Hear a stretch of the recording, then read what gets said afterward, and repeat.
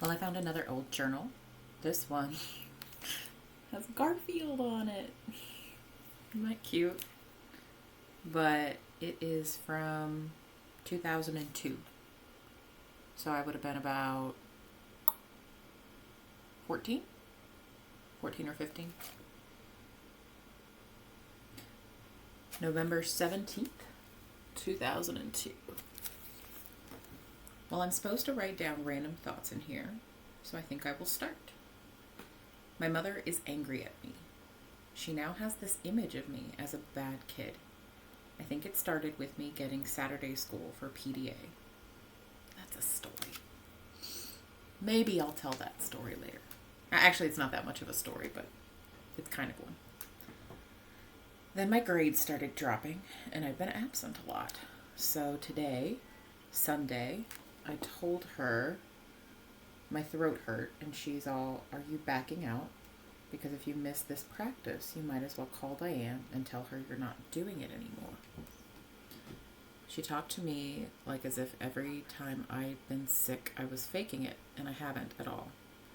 It's like she thinks I want to be a nuisance, when in reality, I'm so hung up on not being one that it hurts me.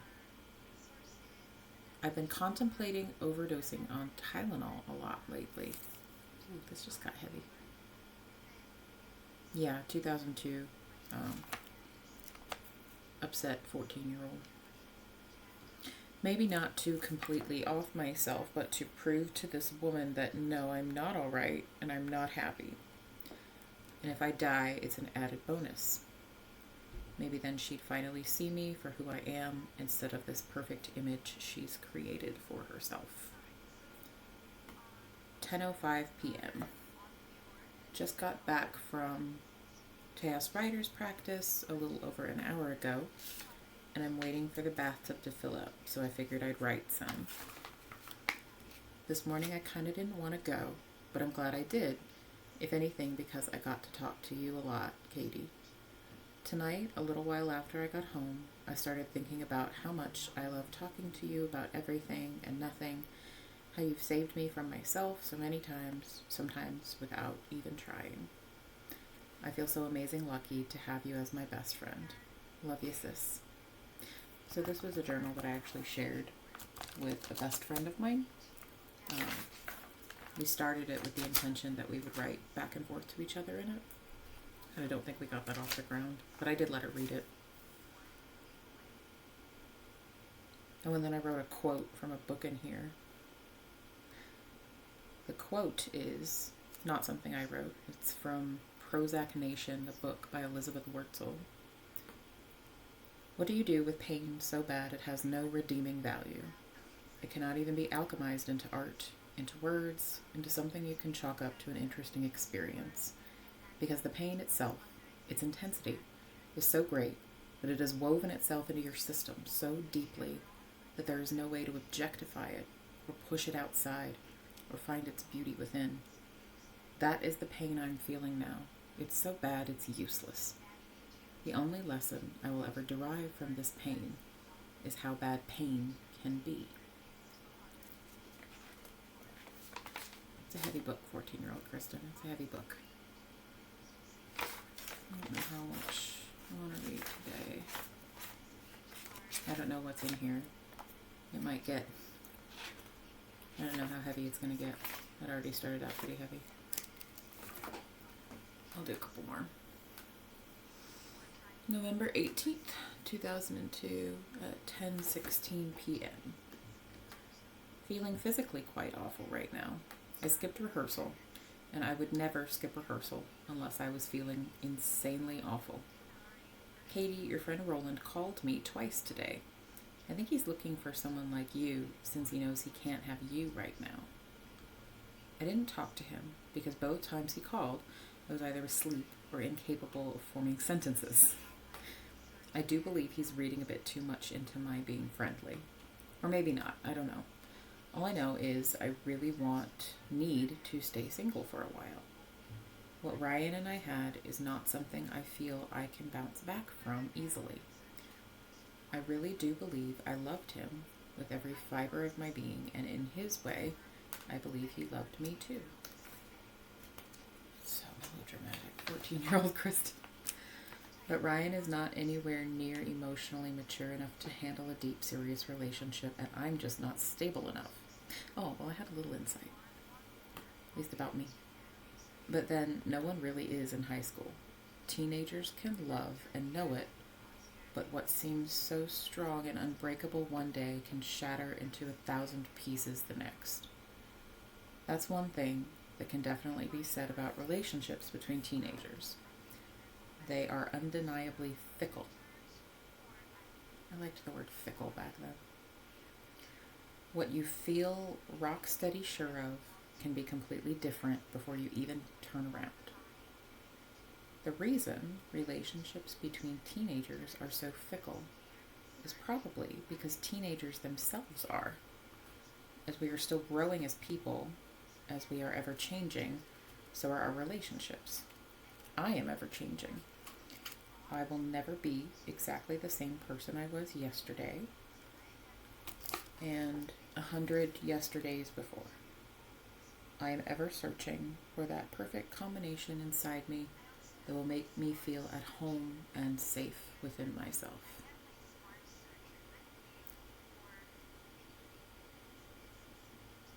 Then we go to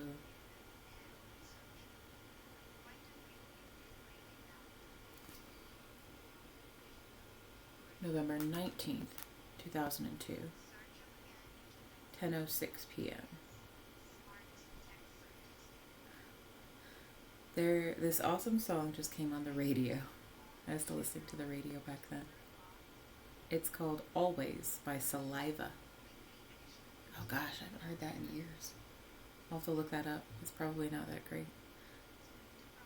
Sample lyrics. I love you, I hate you, I can't live without you, I breathe you, I taste you, I can't live without you. And then I wrote, damn, what real love isn't a bit like that?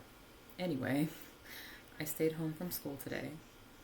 I have a cold, but I think today was the worst of it. Gotta suck it up and go to school tomorrow because I can't miss the only other rehearsal this week. Tomorrow's an A day, easy day anyway. Ryan called about 6:20 this evening.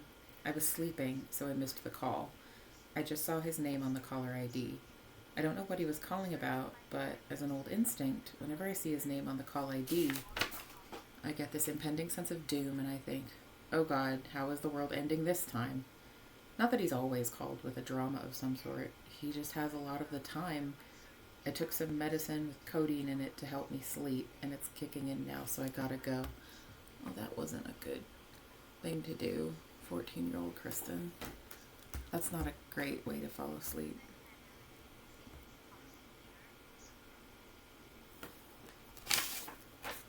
Did y'all clock the caller ID thing? That was back when you had like you could have your phone on the wall, and then you bought this little separate device that was the caller ID that you hooked up to it, and you had to I think you had to pay for the service to see who was calling you. November 20th, 2002, 6:58 p.m. I stayed home again today, and now I have to make up for some of my absences with Saturday and Wednesday school or detention. Grr. I wrote a sort of poem thing. Oh no. Here it is. Whatever this poem that 14 or 15-year-old me wrote, I haven't read it in a long time, and it's probably really bad. So I want to skip it, but I'm not going to. I titled it, I Will Never Fly. Oh my God, this is so bad. I don't want to read this. It's so bad. And lo, I could never overcome the shadow of what I wanted to be. Could never dispel the myth that you needed me. And oh, despair does not flow, but drips slowly, painstakingly into me. There is nothing you could do, not even if you flew me, dragged me to greener pastures, would you ease the suffering deep within me. Battered, bleeding, broken on this battlefield, I will never fly on wings so soft, will never soar on heaven's hope. and behold her. She is beautiful in her madness, lovely in all her bitter despair and shadowed emptiness. There is no method in her madness, no light in her darkness, no cracks in her veneer with which to peer through to better days. Do not despair for her, do not cry, do not shed a tear for all that is I. It is not the loss you think it be that I will never fly. Oof. Oof. Damn, I used up a lot of space with that. Grr. Oh well. Take that, Mrs. Young.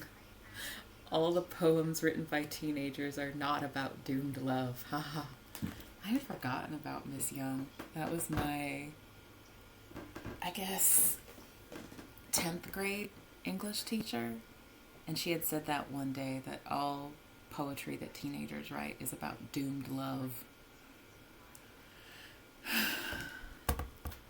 I mean, mostly she was probably right. Let's see how much more we got. I don't know. This might be a later video. Well, there's not much left. November 21st, 2002. Who knew school could be so tiring? I went back today. Felt like shit all day. Katie, I didn't tell you this the other day because we were at my house and I didn't want someone to overhear, but taking a double dose of Tylenol was not an accident. I wasn't trying to overdose or anything, I just wanted to be away from the world for a while, and it worked. It was dumb, silly really, but I wanted to be out of it and put me out of it. I'm an idiot though, I really am. I mean, Tylenol's not the worst thing you could do. 14, 15-year-old Kristen, but yeah, it probably wasn't a good move. November 22nd, 2002, 10:35 p.m. I stayed home from school again today. Seriously, I've just generally been feeling like shit these past few days, physically and mentally. Physically, I can't breathe through my nose. I'm coughing all the time, my head hurts, and all I have the energy to do is sleep and lay around. Simple stuff like taking a shower is utterly exhausting. Mentally, well, let's just say living in the real world, dealing with people, is less and less appealing these days. Maybe I'm just being whiny. I don't know. November 25th, 2002, 1:20 a.m. Oh, this is, so I rewrote an excerpt from Desiderata, which is not something I wrote. I'll have to find it and credit it. But I rewrote it here, I guess to encourage myself or something. People are often unreasonable, illogical, and self-centered. Forgive them anyway. If you are kind, people may accuse you of selfish, ulterior motives. Be kind anyway. If you are successful, you will win some false friends and true enemies. Succeed anyway. If you are honest and frank, people may cheat you. Be honest and frank anyway. What you spend years building, someone could destroy overnight. Build anyway. If you find serenity and happiness, they may be jealous. Be happy anyway. The good you do today, people will forget tomorrow. Do good anyway. Give the world the best you have, and it may never be enough. Give the world the best you've got anyway. You see, in the final analysis, it is between you and God. It was never between you and them anyway. And then I wrote about it. I found that on the internet, and I have it posted up on my wall next to my bed. I see it every morning, and I roll over and try to lower my alarm clock. That and a picture of James Marsters.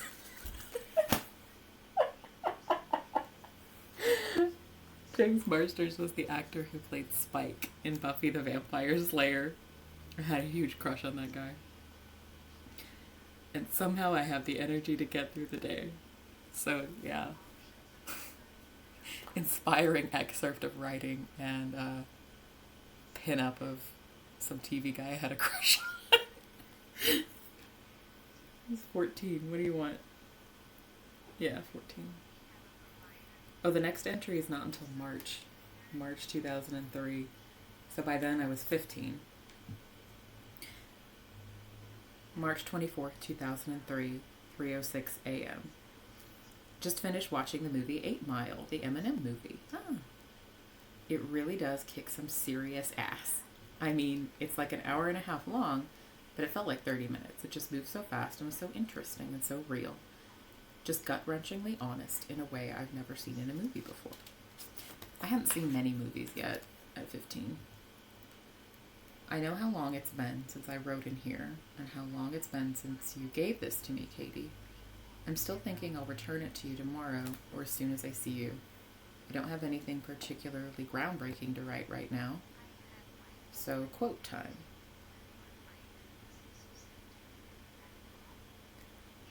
And then I put a quote in here. I don't want to run away, but I can't take it. I don't understand. Daniel Bedingfield. I think that was a song. I went for months during which I barely thought about my dead relationship with Ryan, and suddenly, for the last week or so, I've been thinking of it more and more. I know why it couldn't work, and I think I finally accepted that it's over, that we're not together, and we can never be together again. We're not even friends anymore, and I thought long ago that we would always have at least that. I won't lie, the fact that we have absolutely no real connection anymore hurts a lot. I got used to what we had. Even when it got bad, it was safe and familiar. I knew for certain how bad things could be. Even if he and I do have any shred of hope for a friendship, which I doubt, I'm not ready for that yet. As long as it's been, the wounds from our breakup are still fresh. It's been roughly 4 months since we broke up, and we were romantically involved for almost a year. Now, to be fair, a year seems like forever when you're 14 or 15. It seems like a long time. They say it takes at least as long as the relationship lasted to really get over someone, even if you're far past the point of wanting to get back together in a non-personal way, like I am. Oh, I think it's about to end. Oh, I think that's it. Yeah, I think that's all. I stopped writing after that. So, synopsis. I was a really melodramatic teenager, but I also had a lot of heavy feelings too that I didn't quite get. I didn't quite understand. And I don't think I felt like I had anyone I could talk to about them. And when you don't talk to anyone about what you're feeling, you tend to get in your head about it and you think like, wow, I must be some kind of alien freak human. When in reality, I think most teenagers probably feel that way about early relationships, about stuff like that. I just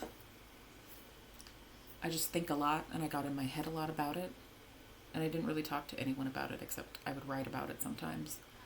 But since I didn't have anyone to talk to about it, I would do stupid stuff like take, leftover medicine with codeine in it to try to fall asleep at night. And yeah, I just,